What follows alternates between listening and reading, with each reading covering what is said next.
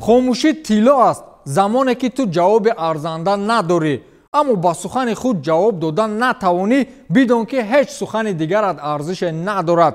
با سخنان طلایی بوکسچی مشهور محمد علی برنامه در شبکه‌های اجتماعی را آغاز میکنیم.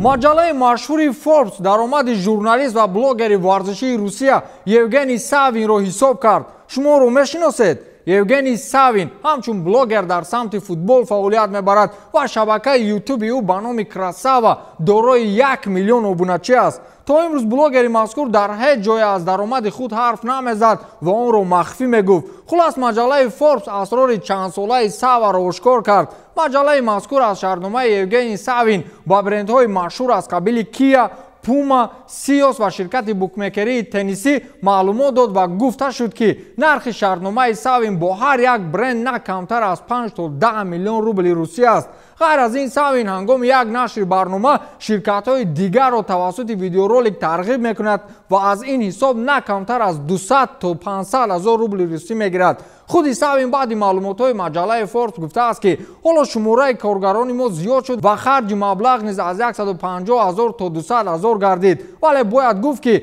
در نتیجه ما 3-4 مرتبه زیاد از خرج مبلغ به دست میاریم. خلاص درآمد یک بلاگر را دیدید که چقدر است. بدرک ساوا را در روسیه کراساوا نمیگویند، با قول او را پولش مول بوده است.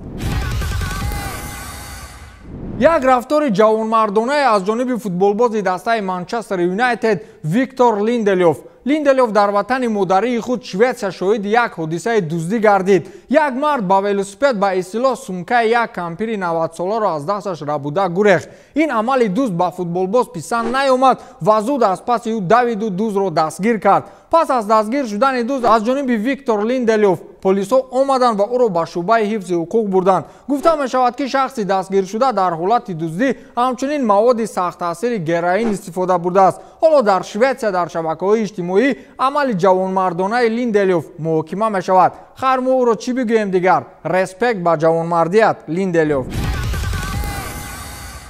برای اولین بار رونالدو و مسی در مقابله بازی کامپیوتری پرو اِوولوشن ساکر یعنی پس میگویند که شرکت کنامی نسخه نو پس 2021 و مقابله بازی مذکور را به نمایش گذاشت که روی مقابله آن کریستیانو رونالدو، لیونل مسی، آلفونسو دیویس از باواریا و مارکوس رشفورد از منچستر یونایتد جای گرفتند. گفتند با مورد است که کریستیانو رونالدو و لیونل مسی تا امروز یگان مرتبه روی مقابله یگان شرکت بازی‌های کامپیوتری یک جای نگرفته بودند. آنها هر سال یک تا اشیا فیفا را معرفی می‌کردند یا پرو اِوولوشن ساکر را. اکنون این نوبت هر تو یک جای یک نسخه بازی کامپیوتری رو. همین اشارات چی معنی دارند؟ نکند که این موسم مرد رو در یک دسته ببینیم. اگر این طور شود فوتبال مرد گفتن گیرید. پیوتر یان رزمگر مشهور روس این نوبت در دوره رقابت‌های UFC با کی مبارزه میکند؟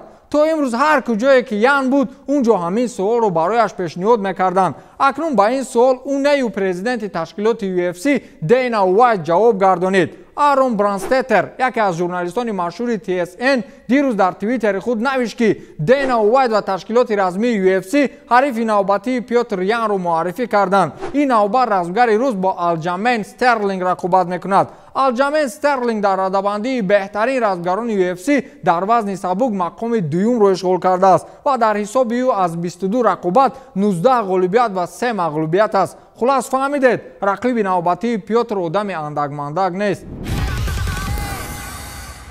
لگند فوتبال رونالدینیو نهایتاً رسما از حبس آزاد شد. ما چند روز پیش گفته بودیم که مقامات سعودی مملکت پاراگوئه در نتیجه تحلیل و بررسی پرونده رونالدینیو و برادرش روبرتو دیاسیس به خلاصه آمدند که آنها را از حبس خانگی آزاد نمایند. امروز معلوم گردید که با آمدن حجت‌های قلبکی برادران دست ندارند و آنها حجت‌های مذکور را به صفت تحفه قبول کردند. خلاص رونالدینیو و برادرش از 173 روزی در پاراگوئه بودنشان 171 روزش را در زندان و حبس خانگی گذرانیدند. در این برابر سود суди Парагвай Роналдиньоро 90,000 ва бародарашро $110,000 амрикоӣ ҷарима намуданд. Пойгоҳи иттилоотии ESPN хабар медиҳад ки бо қарори суди Бразилия ҳар 3 моҳ пас Роналдиньо бояд ба суд биравад ки ин то 1 сол идома хоҳад кард. Бояд гуфт ки вақте Роналдиньо ба майдон мебаромад, ҳатто мухлисони дастаи ҳариф бозиҳои ӯро мухлисӣ мекарданд. Ӯро сергари футбол мегуфтанд, на каси дигарро аз Барселона.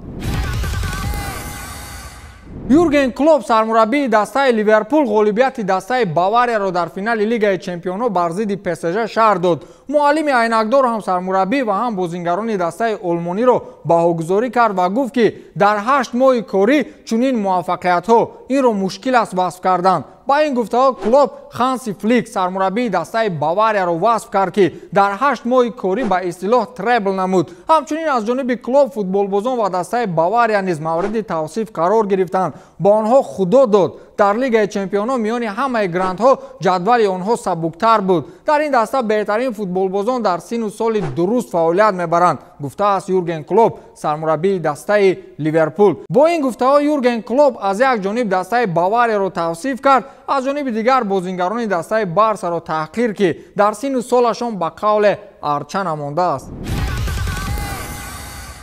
Чемпиони дукаратаи ҷаҳон оид ба рақси рӯи ях Нетан Чен ҳангоми тамрин як амалеро нишон дод ки мувофиқи меъёрҳо ва қоидаҳои варзиши мазкур тамоман мамнӯъ ё қатъиян манъ аст. Агар инро як варзишгари оддӣ мекард, ин қадар ҳангома намешуд. Вале ситораи ин нави варзиш ки ба чунин амал даст зад, ҳатман мавриди интиқоди мардум қарор мегирад. Бечора Нетан Чен он қадар гуноҳе накардааст ки ӯ бояд мавриди сарзаниш қарор гирад. Дар ин навор дида мешавад ки баъди анҷоми як усули зебои рақси рӯи ях, Нетан чархиш дар ҳаво ё ба истилоҳ салто иҷро мекунад ки тибқи қоидаҳои варзиши мазкур ин амалро иҷро кардан манъ аст. Болои сухтан амакоб ӯ боз зери ин навор навиштааст ки эҳтимол ман элементҳои фоидаоварро машқ медиҳам. Дар саҳифаҳои иҷтимоии ғарбиҳо як рӯз мешавад фақат баҳс сари он аст ки Нетан Чен муҷозот шавад. баъзеҳо навиштаанд ки агар фарзандонатон назди ӯ машқ мекунанд, зуд онҳоро аз он ҷо берун оред. одатан баъди мавриди интиқод қарор гирифтан одамон зуд чунин наворҳоро аз саҳифаашон тоза мекунанд. аммо ин мардак 2 пой дар як мӯза наворро тоза накард.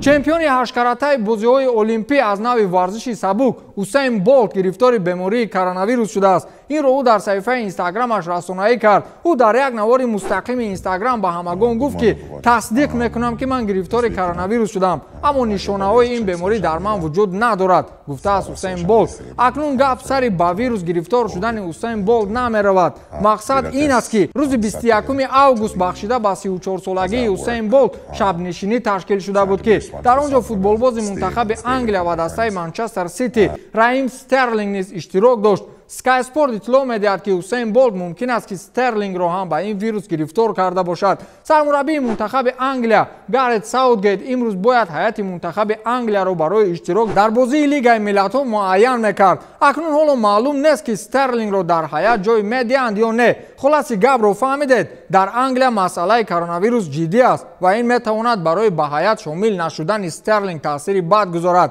хайр боз худашон медонанд. ашкҳои шашқатори Неймар рӯи экранҳои мардуми ҷаҳон. ин дар ҳоле аст ки дастаи ПСЖ барои аввалин бор ба финали Лигаи Чемпионҳо баромад, вале ноком гашт. хулас як қадами дигар монда буд ки Неймар ба орзуи деринааш бирасад. аммо ҳама орзуву армони бачаҳои Парижро тарбиятдидаи худи дастаи ПСЖ Кингсли Коман барбод дод. ягона голи ӯ тақдири бозиро ҳал кард. Неймар ки бо нархи 222 миллион евро гузариш карда буд, шайхҳои арабро бар он бовар сохта буд ки ҳатман барои ғолиб омадан дар финали Лигаи Чемпионҳо кӯмаки бузурге хоҳад кард. мутаассифона ин шонс дар ин мавсим низ аз даст рафт ва Неймар бо ашкҳои шашқатор Лиссабонро тарк месохт. гиряҳои ӯ рӯи экранҳо зуд намудор мешуд ва ҳамдастагонашу рақибонаш ӯро дилбардорӣ мекарданд. ахиран ба қавли худамон нашуд, Неймар рафт дар танҳоӣ гиря кард. навори ашкрезиҳои Неймар ҳоло дар Твиттер муҳокиматчиҳои зиёдеро ҷамъ кардааст. баъзеҳо дилбардорӣ мекунанд, баъзеи дигар бо ҳазлу шӯхӣ ӯро танқид менамоянд. оғои Неймар, мо воқеан мутаассифем. дар Парижи арабӣ ҳарчанд ки Неймар ҳам бо 222 миллион оварда шуд, вале ҳеҷ не ки ПСЖ Лигаи қаҳрамонҳоро ба даст орад. вале агар ба қисмати осмониранги манчестерӣ худи Месси биёяд, ани каст ки шаҳриё бо гвардиола парчами зафар дар лигаи қаҳрамонҳо боло мекунанд? инҷо бояд гуфт ки манчестер сити воқеан ҳам имкониятҳои харидории мессиро мавриди омӯзиш қарор додааст ва шаҳриё омодаанд ки баҳри лионел мубориза баранд агар ки нархашро арзон карда тавонанд. вақтҳои ахир овозаҳо аз он зиёданд ки ин аргентинӣ аз баъзи дастаи каталонӣ изҳори нигаронӣ намуда ба сармураббии даста Роналд Куман аз хоҳишҳои тарки даста карданашро гуфтааст.